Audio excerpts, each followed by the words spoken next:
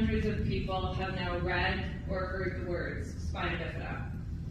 Most probably had never heard of it before, and if you hadn't or had, you might not have understood what it was. You might have gone on Google and read some confusing language about a medical condition that could seem very scary or depressing.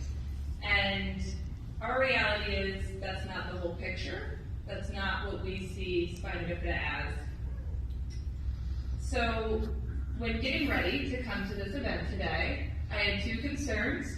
One was being late, and I was, I'm sorry, Lauren. And two was getting lost, which luckily I did not. But they're almost always inevitable. When a person with spina bifida gets ready to come to a new venue or an event like this, they have many considerations to make. Is the accessible parking spot going to be available? Is the spot next to it with those blue lines that most people don't know what it's for going to be taken? Because that's how I get out of my car into my chair to get into the venue. Is the entryway going to be accessible? Because that means different things to people. And one step does matter. That is not accessible. And if I have to go to the bathroom, are there going to be grab bars so I can transition? Or is that wide doorway going to be enough? And we know these people aren't ill-intended, but it's hard when that's the message you get every time you want to go somewhere new. Is that this building is not made for you.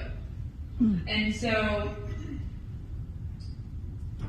people with minority group in our state and people with spina bifida deserve to be able to get into the room, and they deserve to have a spot at the table so that their voices can be heard. So my goal today is for everyone, when you go into another building or go to another event, to think about, is this accessible to everyone? Could a person in a wheelchair get into this building? Could they get around these tables? And if it's not accessible, is there a role you can play to make a difference? And if not, you can call us.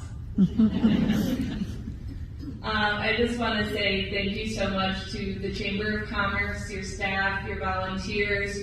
I want to say thank you to Joan. You've been wonderful.